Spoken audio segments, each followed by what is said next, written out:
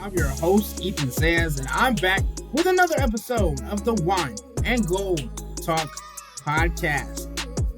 We're coming to you guys after probably one of the most entertaining games I've ever had the privilege of covering.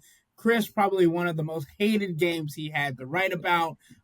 Game 2, Eastern Conference semifinals between the Pacers and the Cleveland Cavaliers, where the Pacers came away with a 120-119 heartbreaking win for the Cleveland Cavaliers. And we know that this Cavs team is now trailing by 2 games and losing both on their home courts. Let's start here. Chris, when you're watching the Cavs up 7, 106 left in the game, and then again up 7 with around 40 seconds left in the game, and you're writing your game story, what do you think? What's going through your mind? So here's the weird thing. As the game was unfolding and the fourth quarter was transpiring the way that it was, the Cavs had 6 points in the first 6 minutes of the fourth quarter or something like that. And they missed 8 of their first 9 shots in the fourth quarter. I kind of had an uh-oh feeling. And I was like, okay, there are parts of this gamer that I'm definitely going to put together so that I'm ready to go when the buzzer sounds for whatever direction I need to go in. And I had my lead and I had my close and I had a bunch of different ideas. But there was something that was stopping me from filling in those gaps. I don't know what it was. It was like a sixth sense or something like that. There was something that was stopping me from filling in those gaps. And then, like you said, Ethan, they got to the final minute and they're up 7. And I'm like, well, NBA history would tell you that this team is going to go on to win the game. The Cavs are going to find a way to win this game. And then they didn't because of a series of blunders and then a soul-snatching dagger from Tyrese Halliburton after an offensive rebound. So, that was one of the hardest gamers that I've ever written in my entire life. I sat and I looked and stared at my computer screen for probably a good minute, just trying to figure out, what the hell am I going to do now? Are you serious? How am I supposed to capture everything that just happened in this game, beginning to end, and make it coherent in the span of 5 to 10 minutes? What? So as I was piecing it together, I loved my lead. So I did not want to change it. I did not. And I did not change it. I just kind of flipped it around of what it was going to be. But I kept the lead because I still felt like the lead was Donovan's heroic effort. But it just wasn't enough. So it turned into not being enough because of Tyrese Halliburton, a bunch of mistakes that the Cavs made, and them going down in the series 2-0. But Ethan, Jimmy, this is outrageous because I just saw this stat from ESPN Stats and Information. I hope everybody is sitting down. Going into Tuesday night, since 1997-98, teams leading by 7 points or more in the final minute of the fourth quarter or overtime were 1,640-2. What? Now it's 1,640-3. And by the way, 2 of the 3, Indiana handed the other team. This Indiana team in this playoff series. Wow. Think about that. I tried to sit there and wonder to myself, is this an epic comeback from Indy, or was this just an embarrassing collapse by the Cavs? And despite everything that was working against them, you have to finish that game. You have to close that one out. You have to put your big boy pants on and grow up and win that game. And they didn't. And it's just, what a devastating loss for the Cavs. And I want to get into just the feeling in the arena, right? And Jimmy, I know you're writing about this for the morning, so I'll throw this your way. But like, we are all me, Ashley, Chris, and Jimmy are all trying to write buzzer stories. When the clock hits zero in the fourth quarter, we're all trying to have something go up on the site. And me, Ashley, and Jimmy had to stop after writing like between 800 and 1,000 words and go, well, that's going down the garbage, because we looked up in the last 30 seconds and we're like, oh, well, we actually probably need to watch how this ends up to make sure that our stories line up. And then we know how this story unfolds, as Chris broke it down. Free throw, make by Tyrese Halliburton. Free throw, miss by Tyrese Halliburton. Tyrese Halliburton offensive rebound. Tyrese Halliburton cross up Ty Jerome and drains a dagger to win the game. And then the arena went silent. And for me, it was the entire game. The Cavs were rallying around this atmosphere, the environment that they knew that they were going to need in this game too, especially being without DeAndre Hunter, Evan Mobley, and Darius Garland. They knew it, and Indiana knew it. Rick Carlisle mentioned it after the game, talking about this was a raucous environment. It might be one of the hardest environments he's ever had to play in, and it didn't matter. And then this crowd that had been so loud, so electric, so stunning, became stunned at the hands of one player, but also at the hands of a team that would not give up on their principles. And I know that's something we'll get into later on this podcast. But Jimmy, not only of the environment in the arena, but the environment in the locker room. What did you pick up on? Yes, I think this was an emotional couple of days for both the Cavs and the fan base. We went from it's a tough game, 1 loss, as it was. We get to practice yesterday, and Evan's questionable. DeAndre is dislocated his thumb. Like, all this stuff starts rolling out. And I think that, I mean, again, we all saw Evan limping. We all saw DeAndre fall and go to the back.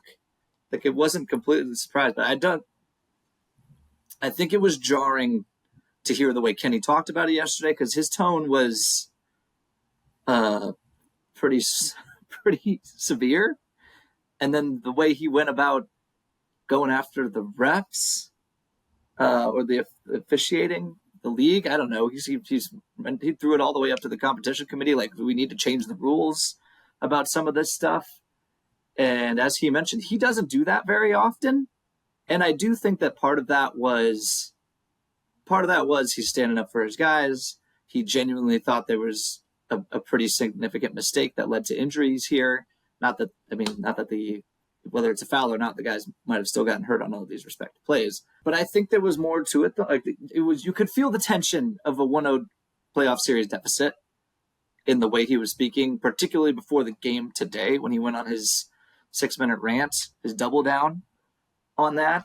And I think that the Cavs, I mean, you saw the way they managed this game. They put a lot into this game because the thinking is, man, if we can just even this series up, like, who knows what the medicals will say over the next couple of days? But then you have a couple of days. You have a couple of days to breathe. And hey, you know what? Even if you lose the first one in Indiana, like, by game 4, you have I would guess by then you have enough of a healthy roster where you can give it a legitimate shot, get it to 2-2. Now it's a 3-game series. So they put a lot into this game. They shortened the rotation. Donovan's will was incredible. I mean, he didn't have his jump shot. He hasn't had the series. He hasn't had it for much of the playoffs. So he just put his head down over and over and over and over again. It was almost like a game 7-ish approach. Like, we just need to get this one game, and then we can figure out the rest. And the crowd understood the stakes, and the crowd understood how shorthanded they were. So I think that played into the crowd just loved the way this team started. The shorthanded Cavs, Sam Merrill making threes, Max Strus making threes. Jared Allen was really good for 3 quarters of this game. Craig Porter Jr. steal here It's little things like that. Every one of those things got a big pop out of the crowd because, again, they knew what this team was going through. And then to have the injury news that I think kind of rocked at least the fan base, having them all not play today, that's a tough break. And then to build all the way up where it's like, wow, you expended all this energy. It looks like it's going to work out. And to have it all sucked out of you, man, I don't know. That's a really tough punch to come back from. And you see it in a lot. This is one of the loudest, hardest laughing, most jovial locker rooms in the league. When they went, even after like regular season losses, these guys were in a pretty good mood most of the time. They're always watching hoops. TV wasn't on tonight. There's always some chatter going on. Not really tonight. I mean, Tristan was kind of talking to Jared Allen over in the corner about, I didn't hear all of it, but something about coaches can't save you all the time. Mommy and daddy can't. Like, essentially saying, like, the players have to execute at certain times. Max Strus, no surprise that Max Strus was banged up about this game because he's one of the most competitive dudes in that locker room. But he is, after a win, he's a jovial dude. He's cracking jokes. He's the lifeblood of the locker room in many ways. There was a couple things. Like, I think someone asked him about the late game, in general, about the late game inbound stuff. Obviously, he was with the inbounder on one of the turnovers, and he said, I just don't know what to say to you, which is, I don't know if that's the answer you're looking for, but that's pretty honest in that moment. I mean, he exits the locker room, and I couldn't see who it was, an assistant or a staffer, tries to console him and say, hey, man, it's okay. Just waves him off, keeps walking. This is the kind of thing that is, I don't know who's coming back. I don't know who's going to be healthy. I'm just not sure you can come back from it. I think there was a feeling in that locker room of, like, we gave it so much. We did a lot of things right. Like, we might have found a workable blueprint at both ends of the floor. We led for 42 minutes by game high 20 points. But, like, we didn't finish it. And that could be the difference between getting to the Eastern Conference Finals and not. That could be the difference between getting DeAndre Hunter or Evan Mobley or Darius Garland or some combination of the three back in time to give us a fighting chance in this particular series. Going down 0-2, after everything that the Cavs put into this particular game, the heroics of Donovan Mitchell, the individual efforts of Max Strus, a postseason career high 23, Jared Allen, a double-double, like all of the energy that they expended, all the positive things that they did to build their lead and be in control of that game, and to throw it away in the final minute. Like, that is really, really tough to accept. It's really, really tough to process the emotions of all of that in the moment. And yet, Tristan Thompson, he doesn't bite his tongue. Like, this is a dude that has won a championship. This is a dude who has been around the NBA for a long, long time. He wasn't going to let this one slide. He wasn't going to moral victory this one, saying, hey, way to fight, guys, way to fight shorthanded. No, it was, what the hell was that at the end of the game? Are you kidding me? A missed box out? A backcourt turnover? Another missed box out? A botched inbounds pass? Another second chance opportunity on a missed free throw? Like, what is that? That's not good enough from the number one seed in the Eastern Conference. And I think you felt that from Max Strus too. Like, the guys that have won, or the guys that have gone the furthest in the locker room, they weren't about to moral victory this thing. They weren't about to speak about how proud they were of the effort that they put in, shorthanded, backs against the wall, odds stacked against them. It was going to be about, we didn't do the things that we needed to do to finish off what would have been a really, really important win for us and for this organization. And I don't blame them for feeling like that. Again, I gave the number. I mean, are you kidding me? 1,642 going into tonight's game?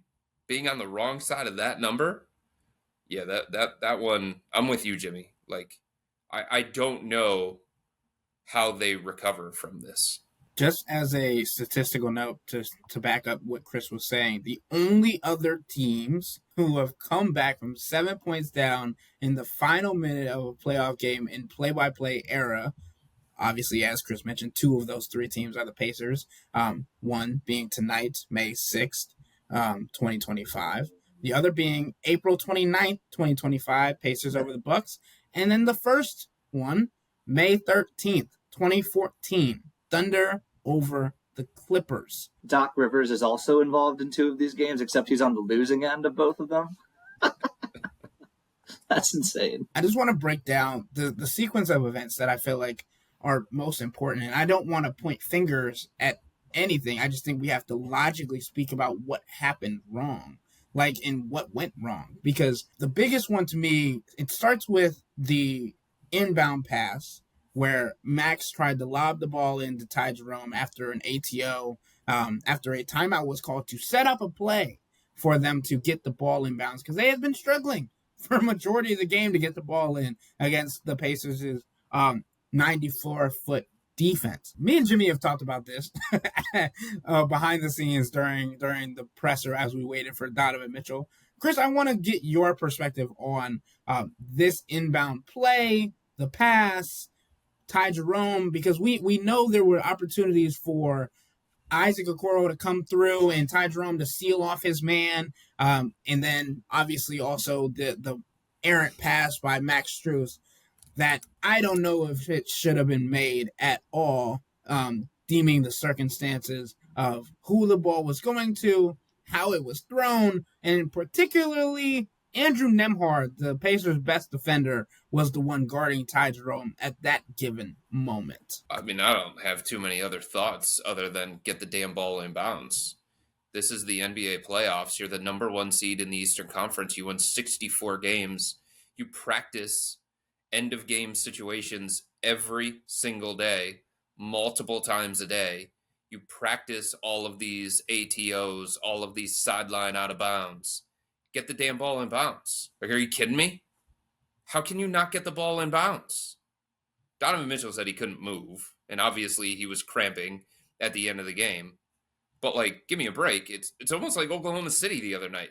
Are you kidding me? You do the foul game to pass the ball to Chet Holmgren? You deserve to lose. You have Jalen Williams. You have Shai Gilgeous-Alexander. Get them the ball somehow, some way. Like, this is stuff that should not be that much of a problem.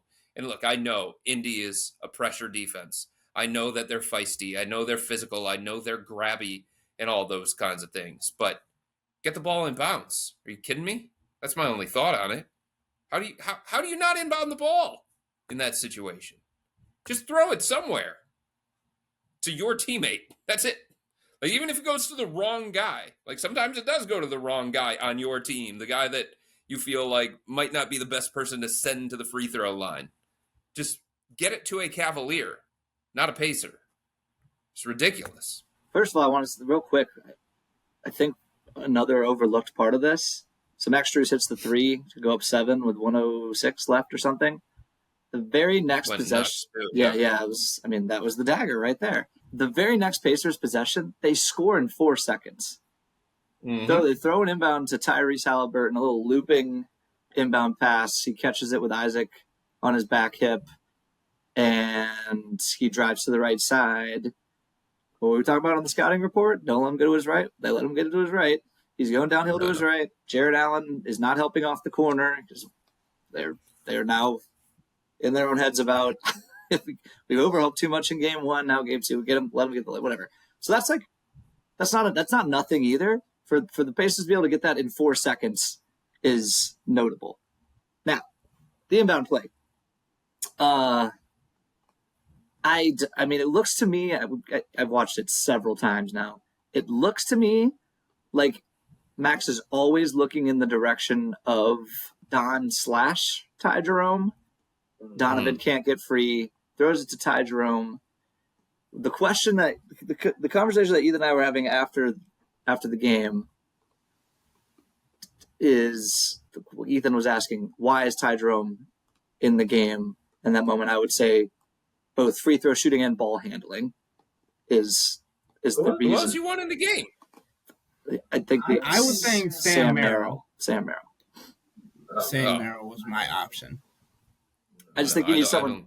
You need someone who can dribble. That's why Ty Jerome played as much as he did the whole game, and especially in that moment, you need someone who you trust to make a decision with the ball. Now, unfortunately, Ty Jerome is not. So Ty Jerome's one of the best free throw shooters in the NBA. There you go. Unfortunately, not as strong as Andrew Nembhard.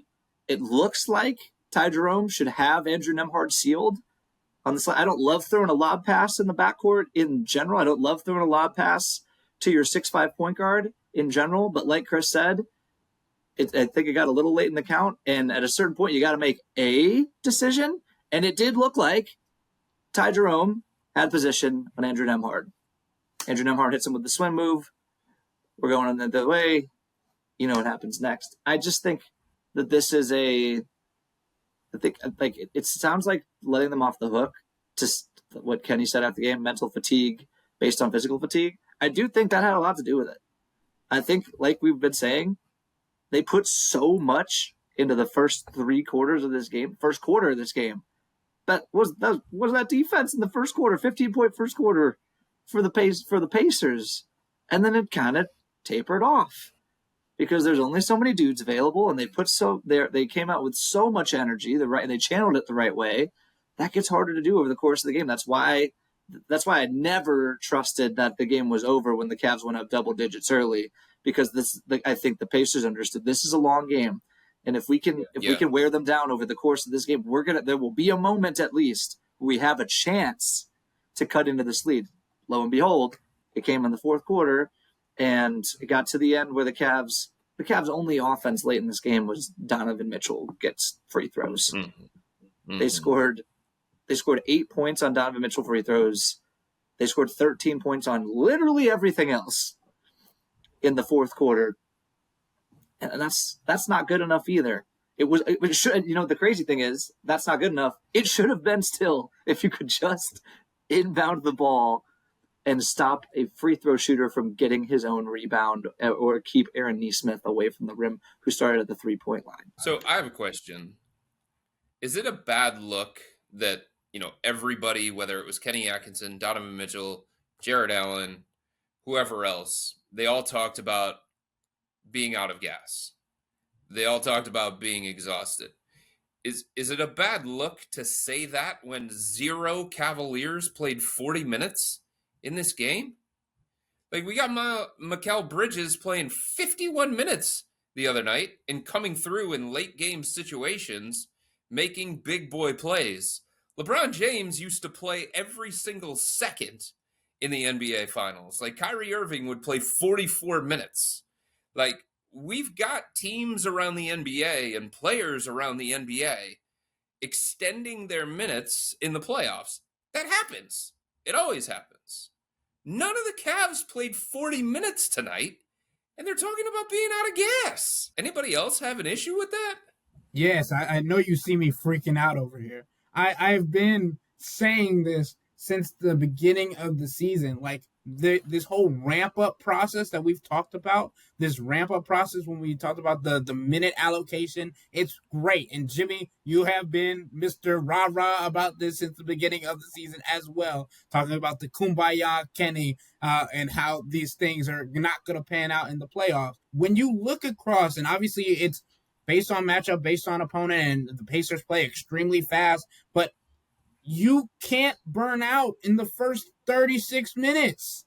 You cannot do it against an Indiana Pacers team. You can't do it against a lot of these teams in the Eastern Conference semifinal, any semifinals for that matter. And I wanna give a lot of credit to Donovan for the Herculean effort that he gave. But you made a point, Chris, a little bit earlier. You can't move. There's twofold to that, right? And I'm gonna get into that a little bit sooner, but I just think if Donovan can't move, and then you talk about the rebound that was not grabbed when Tyrese Halliburton didn't get boxed out, and then he comes into the post-game press conference and says, I should have grabbed it.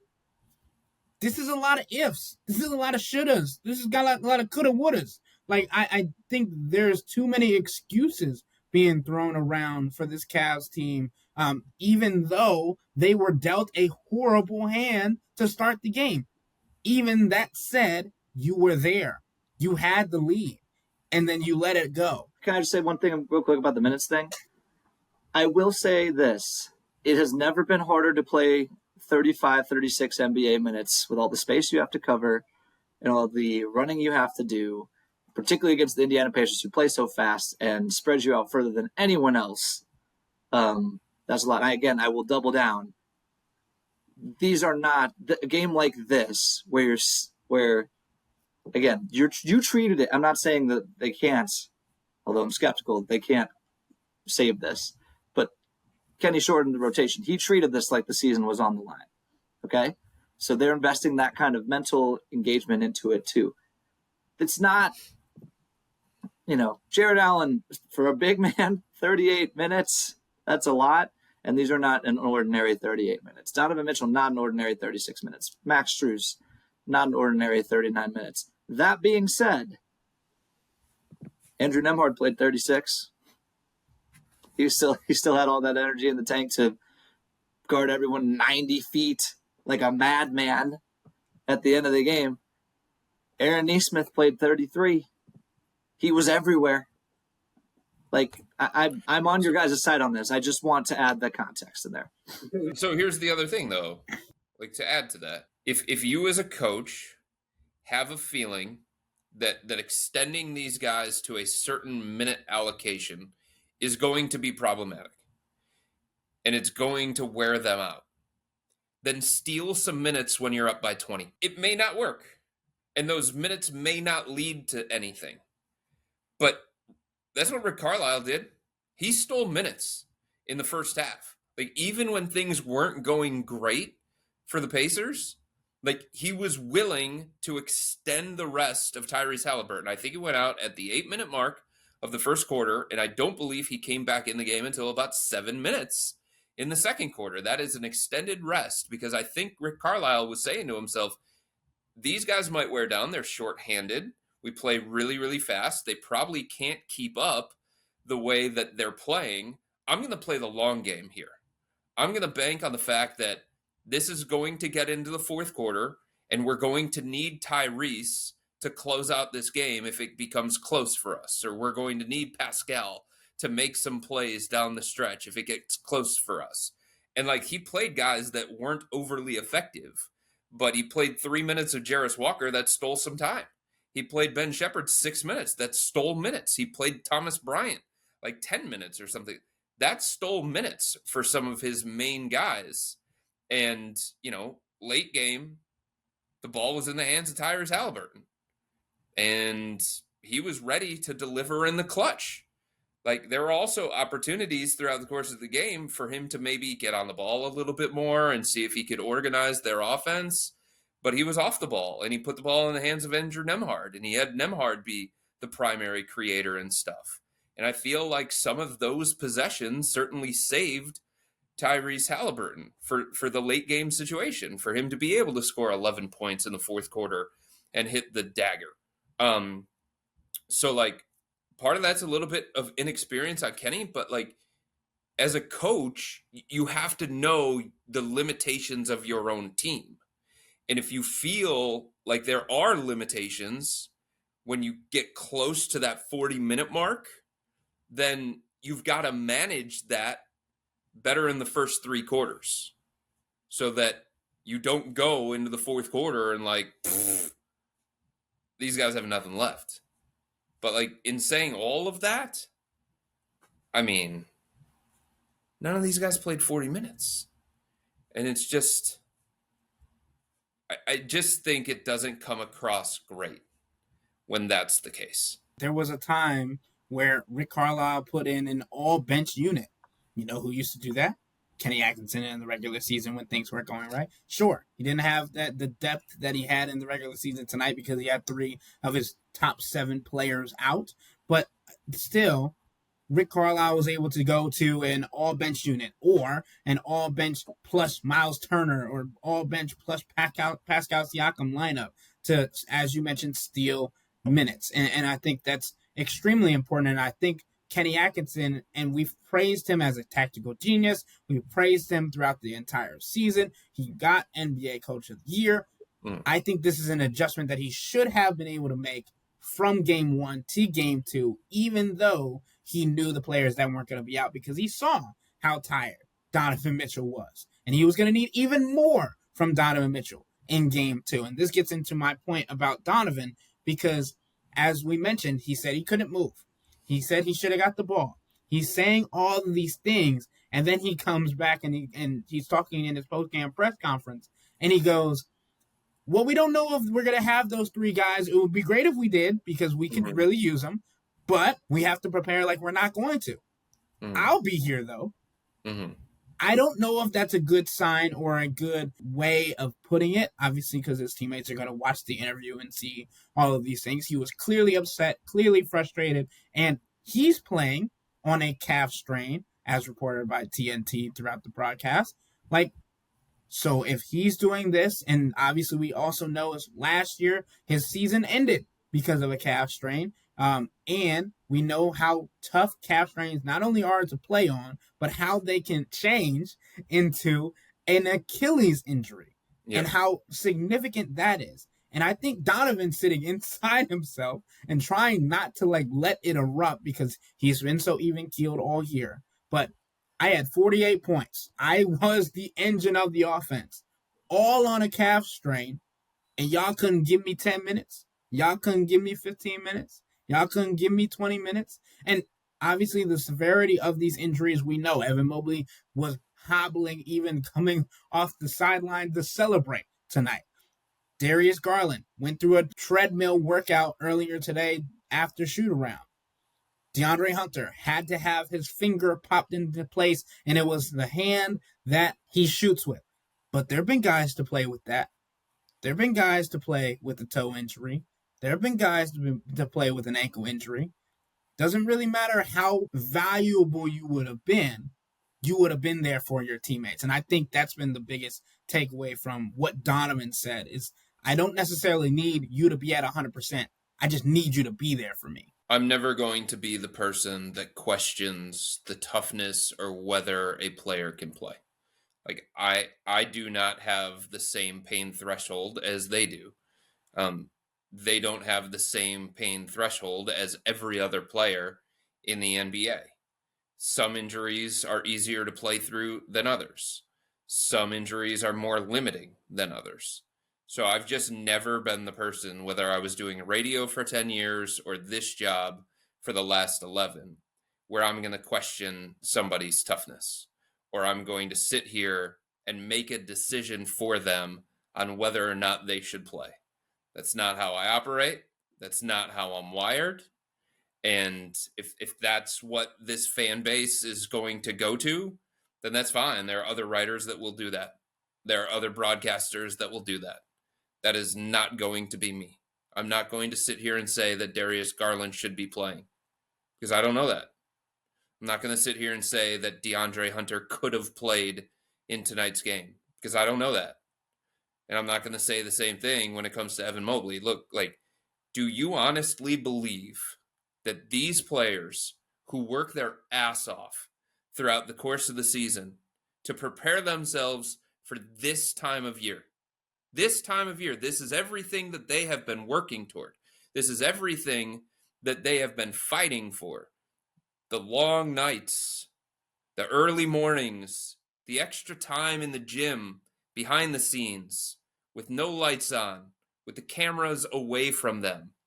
All of the stuff that we don't get to see, that they put their bodies through so that they can be ready for this time of year. Do you think they want to miss these games? No, absolutely not. This is what their legacies are attached to. How do you perform in the playoffs? Do you win a championship? How far do you go in the playoffs? How well do you perform in the playoffs? I talked to Evan Mobley briefly in the locker room. And he was crushed. He was so somber that he couldn't play in tonight's game, but he was dragging his ankle behind him as he was just walking around the locker room. Like Steph Curry got hurt tonight for the Golden State Warriors. He's crushed. He's crushed because these guys want to play this time of year because this is what they live for. This is what they work for. And there's nobody out there that would say, like, I don't want to play. Of course Darius wants to play. Of course Evan wants to play.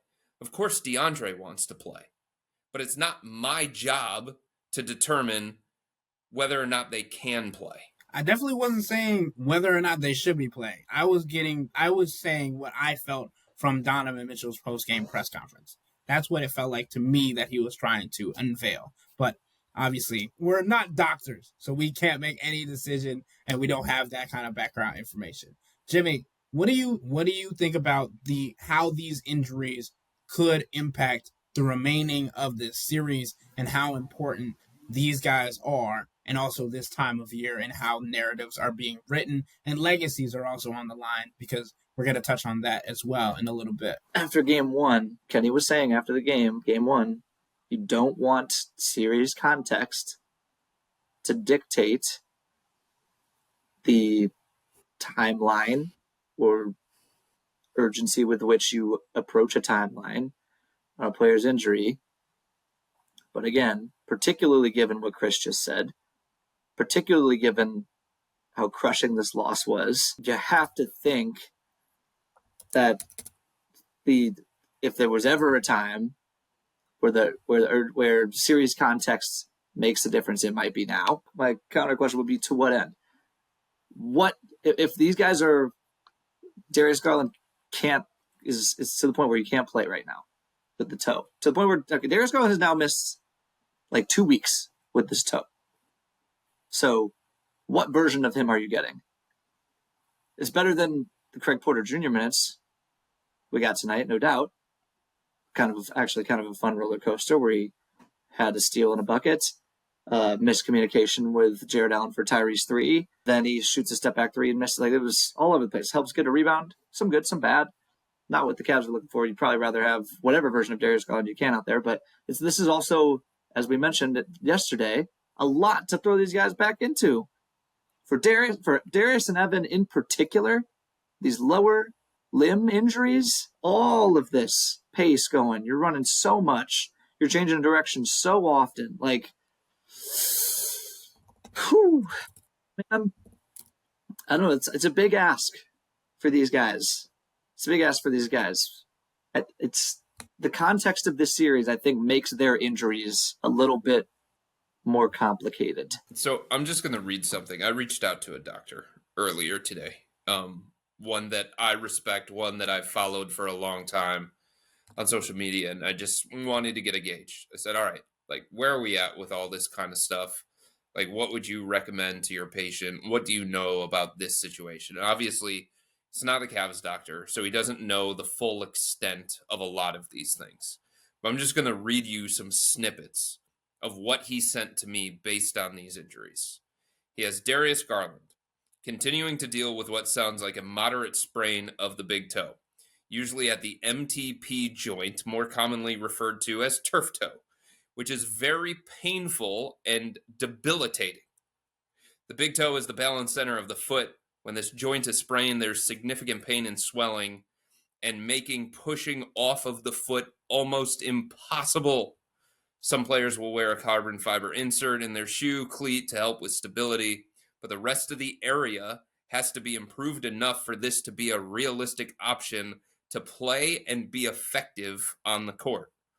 DeAndre Hunter, dislocated right thumb. This often causes a sprain and bruise to the surrounding ligaments and tendons, making the primary thumb joint very unstable.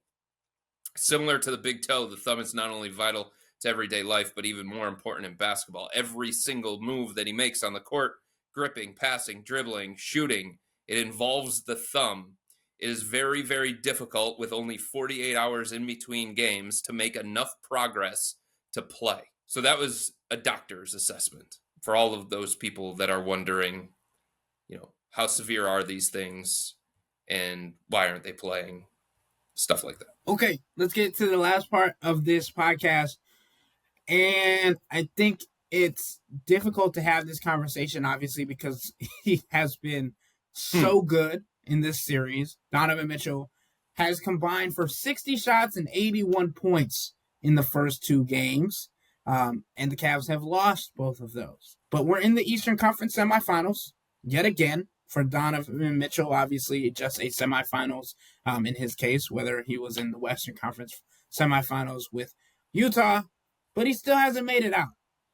If the Cavs get swept in this series, are we starting to have a similar conversation to how James Harden does not have the same level of success to what's going on with Donovan or what playoff success is for this Cavs team? No, because Donovan Mitchell shows up in the games. Donovan Mitchell, James Harden actively avoids the basketball. You could argue Donovan goes too hard the other way. Donovan wants too much control over these games because he knows he can do it better than some. Like, I think there's Donovan's playoff struggles in Cleveland remind me of not a 1-to-1 player comparison, but like reminds me more of Shaqless Kobe than it does of James Harden, just because Donovan is such a dominant scorer and he can make a really compelling argument that on any given possession, particularly tonight, the best decision is for him to see whatever he can get out there. But in doing so, like, we can criticize Kenny for not giving him a little bit more blow. We can also, like, Donovan, modulate yourself. You know your own body. Like, you can take, like, what LeBron was a master at this, and he actually used to make fun of him for it. Like, remember there was a Brian Windhorst story about how LeBron was by miles per hour actually the quote unquote slowest moving player in the NBA one regular season because he would just take possessions off mid game.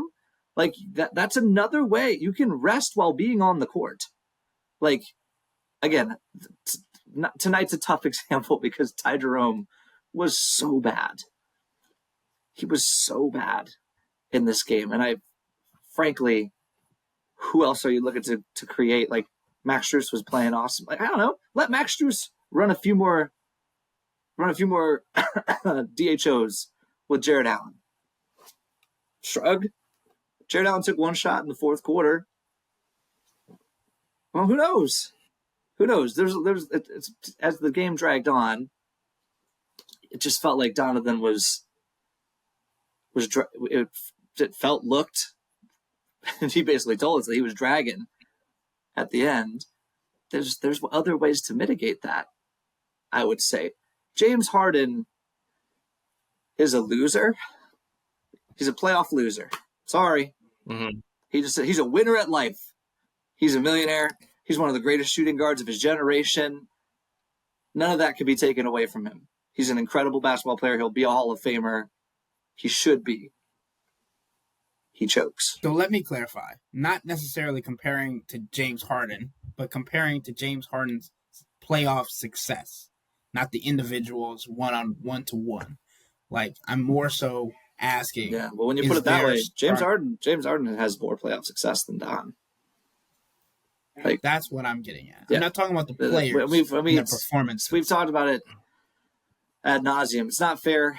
If it goes down how it looks like it's about to go down, the Cavs will actually – I think the Cavs would have legit excuses with the injuries, but that's – sorry. No one remembers that Steph Curry sprained his MCL in the 2016 finals that Andrew Bogut didn't play. They just know the Warriors blew a 3-1 lead. You're a meme now. That's how it works. Like, I mean, I think winning and losing in all of team sports is team related. It's a measure of your team against the other team. So I think when you have any kind of conversation about whether Donovan has come up short, you have to ask yourself, like, okay, the team that he was playing on, should they have won? Were they good enough to win? And, like, what role did he play in his teams losing those series? And as long as you look at Donovan's resume and say, well, he's been pretty successful from an individual basis, I don't think you hold it solely against the individual that the team hasn't had success. And every kind of conversation like this, it requires perspective, it requires nuance, it requires context. It's strange because coming into this series, coming into this playoff run, I think everybody would have said, if the Cavs don't make it to the NBA Finals, it's a failure. 64 wins, historically great offense, one of the best regular season teams in NBA history, but the status quo has changed, right? They have played multiple games now with all-star point guard Darius Garland. They may play multiple games without all-star forward and defensive player of the year Evan Mobley. Like, you can't ignore those things when having the discussion. And I don't think you can conflate excuses with explanations. It is a real explanation if the Cavs go on to lose this series against Indiana, whether it's 4-0, 4-1, 4-2, 4-3. Maybe they come back and win it miraculously. If they go on to lose it, like, you can't ignore that part of the story of that loss was what was missing. Like, this wasn't the team that won 64 games. This was a shell of the team that won 64 games, right? This wasn't the team that steamrolled the Miami Heat in the most lopsided playoff series ever. So, like, all these things require nuance, context. But I don't look at Donovan as a playoff loser the same kind of way, because for the majority of his career, not his entire career, he's had bad moments, but for the majority of his career, he has performed well. Sometimes it takes better teammates. Sometimes it takes a better coach. Sometimes it takes luck. Sometimes it takes winning the battle of attrition instead of losing the battle of attrition. There are so many things that go into playoff wins and playoff losses. Like, you can't ignore those things when having these kinds of detailed conversations. I think Donovan's personal playoff resume probably takes more of a hit from the Utah days than it does here, because I think Rudy's the poster child for those failures. But Rudy's defensive failures in Utah, or Utah's defensive failures, were as much about everyone around Rudy as they were about Rudy. And Donovan was a part of that. Like, Jalen Brunson really cooked him when Brunson was with Dallas back in the day. Here, I mean, the Knicks series, organizational failure, top down. I think to a man, every person in the Cavs would agree with that. Last year, he didn't finish the Boston series. Shrug. I don't know about that one. This year, I don't know. I think this Pacers series is kind of, because, like, yes, they are missing 3 players right now, but if they lose this series, I feel like the thing that the general public will remember the most, that even NBA people will remember the most, will be this game. Yeah. It will be this collapse. And while I don't know that Donovan did everything he could, like, and will people go deep enough on the context, or will they just look it up and see that he went 2 for 6 in the fourth quarter? He also shot 11 free throws. Yeah. In a quarter. He missed 3. People will pick that stuff. People will nitpick that stuff. Sure. And I think that game 1, I'll say it till I'm blue in the face. This is why you don't throw away playoff games. Right here. So flipping this and adding to this, there's another harsh truth that Donovan's just going to have to deal with, and he knows this. He does. If he wants to be considered one of the best players in the NBA, and I'm talking top 5. I'm not talking top 10. I'm not talking top 15. He's already in that category. I'm talking potential face of the NBA when Steph is gone and LeBron's gone and KD's gone. Like, that tier. That tier. Jokic, Giannis, maybe Wemby down the road. Shea, Anthony Edwards, Jason Tatum. Like, if you want to be in that company, and Donovan does, that requires a level of winning that he has not gotten to. Not entirely his fault. It's not entirely his fault. But that conversation becomes different. That conversation involves a level of winning that he has not reached. And he will not be in that company. He will not be talked about the same kind of way until he wins at a different level. He still has a chance. They're only down 0-2. They can flip it. Maybe. Possibly. Ish. Doesn't look good. Certainly looks bleak. But think about this. On the other side of this, if he finds a way to lead his team out of this and win this series and get to the conference finals this way, boy, that is a boost for his resume. Boy, that's a boost for his legacy. So let's end with this then. What do the Cavs need to do to win Game 3 in Indiana without 3 of their best players? Well, we don't know that those 3 players are going to miss Game 3. Hypothetically, Chris. Hypothetically, these 3 players are out. They're still out for Game 3. They need to do the first 47 minutes of this game. That's what they need to do. Look, I mean, I think there were some things that they did well in this game for sure. I mean, they got up 20 multiple times. They led for 42 minutes. They were physical. They were pushing Indiana's offense out further. They forced a whole bunch of turnovers. Indy is a team that, yeah, they can turn the ball over. They've got like 5 or 6 games this year with 20-plus turnovers. The Cavs forced 18 of those. So disrupt their offensive flow, be physical with them, force them off of their spots, force the offense to run through guys other than Halliburton. They did a lot of those things, right? They also, I think one thing that they learned is that playing with one big is a better pathway to offensive success than playing with 2 bigs. And now that just happened because Evan Mobley wasn't available. But think about how stretched out Indy's defense was. Think about all the ground that they had to cover. Think about the open shots, the more open shots that the Cavs were able to generate in this game too, as opposed to game 1, because they had Indy's defense scrambling a little bit. They had Indy's defense, late to close out because there's just more spacing. So I think offensively there is a pretty reliable enough blueprint, and it goes into, 5 shooters or a spaced out lineup or a small lineup, however you want to classify it. And the defensive physicality, the defensive intensity, the attention to detail, like all the little things that they were doing well for the first 47 minutes-ish, like those things can carry over. I mean, you can't bank on 23 again from Max Strus, right? But there are like other components of this blueprint that you feel like can be repeated for this team. It's going to be harder for them to do it on the road, but they can theoretically be repeated. 100%. And Jimmy, I know you're writing about this or you were planning on writing about this at the end of tonight's game, but I don't think you can expect Donovan Mitchell to take 30 shots a game for this series. That's what it took for him to get to 48 tonight.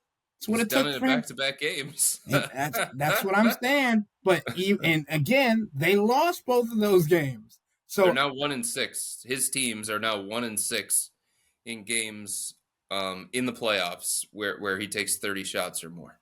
That's pretty telling.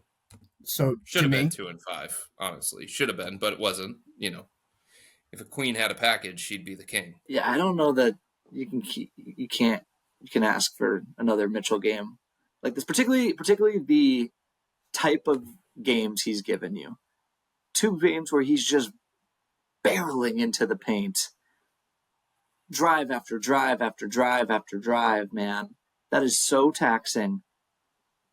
That is, I think that's another part of the fatigue conversation for him, at least.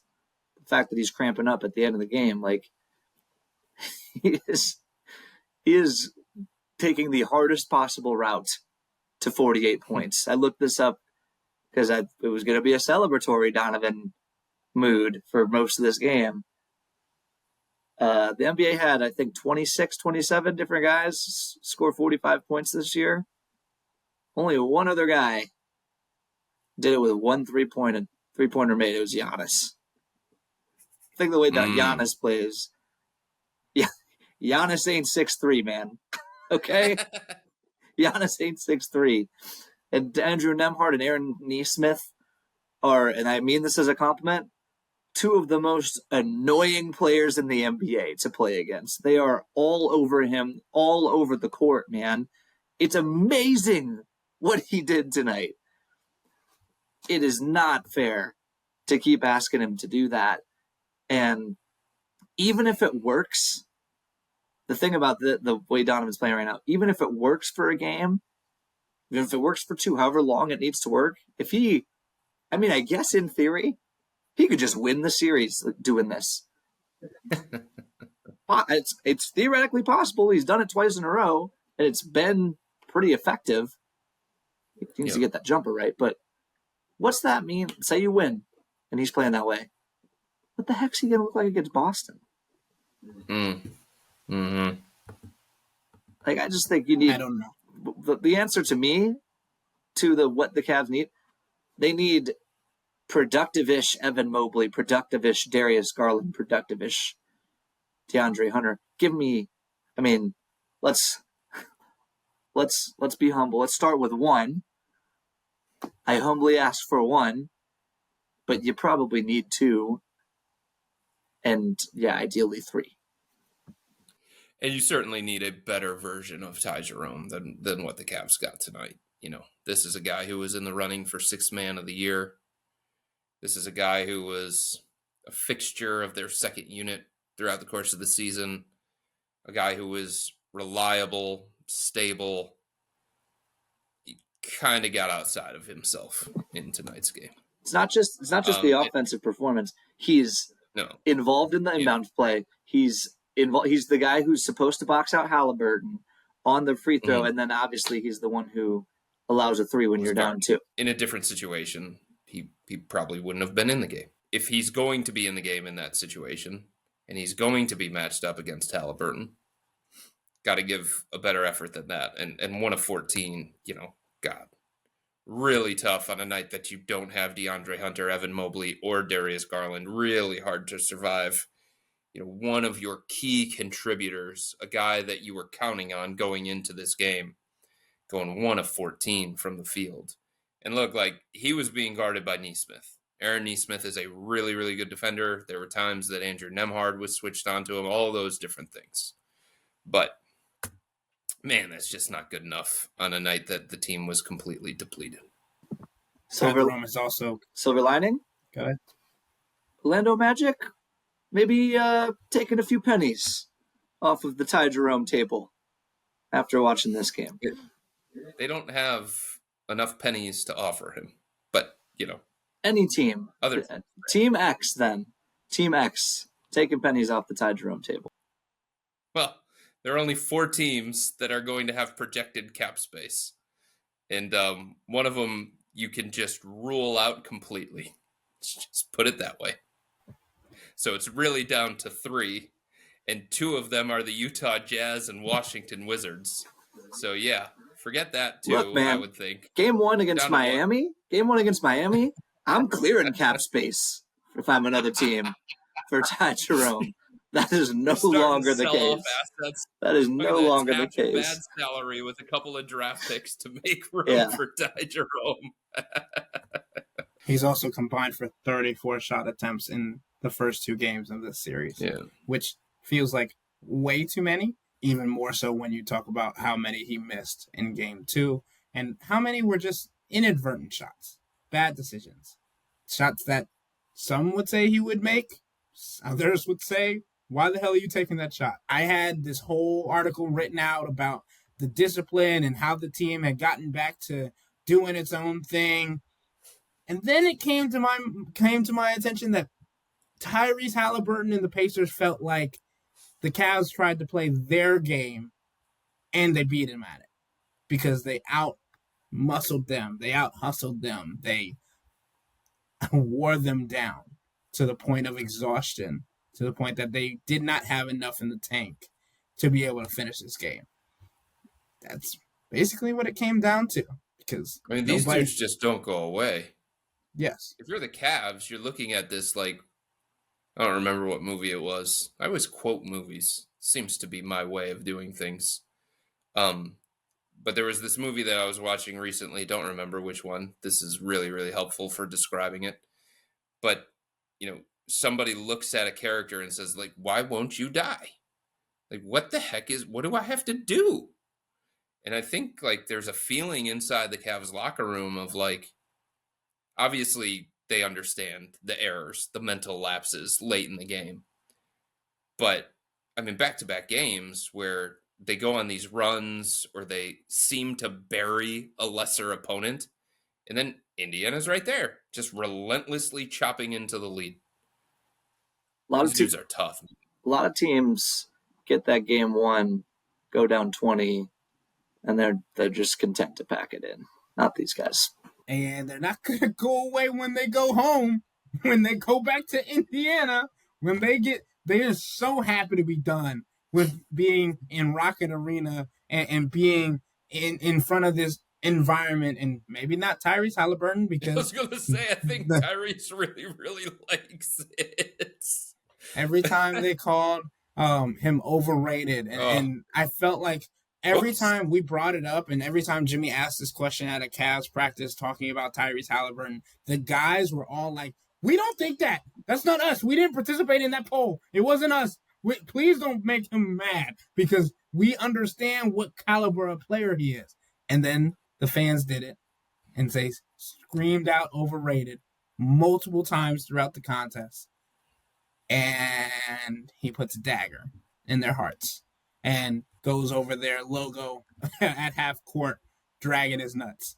So I don't know if Tyrese Halliburton is happy to be leaving or if he's more happy to be going home in front of his crowd that's going to be cheering him on. And they're just as good as a home team as they are on the road. And they know in the playoff environment that they can have success at home, especially when you look around the league and in the playoffs right now and how many teams are losing at home.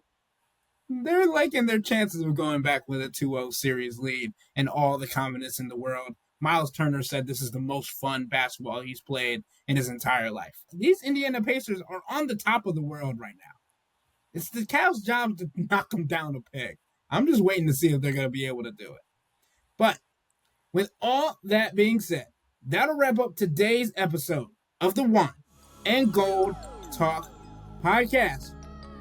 But remember to become a Cavs Insider and interact with Chris, me, and Jimmy by subscribing to Subtext. This is where you can send in your weekly Hey Chris questions, obviously, as the Cavs head to Indiana. We're going to get ready to do a Hey Chris podcast coming up very soon. So to send in your questions, this is where you go to do all of that. And to do it, sign up for a 14-day free trial or visit cleveland.com/Cavs and click on the blue bar at the top of the page. If you don't like it, that's fine. All you have to do is text the word STOP. It's easy, but we can tell you that the people who sign up stick around because this is the best way to get insider coverage on the Cavs from me, Chris, and Jimmy. This isn't just our podcast, it's your podcast. And the only way to have your voice heard is through Subtext. Y'all be safe. We out.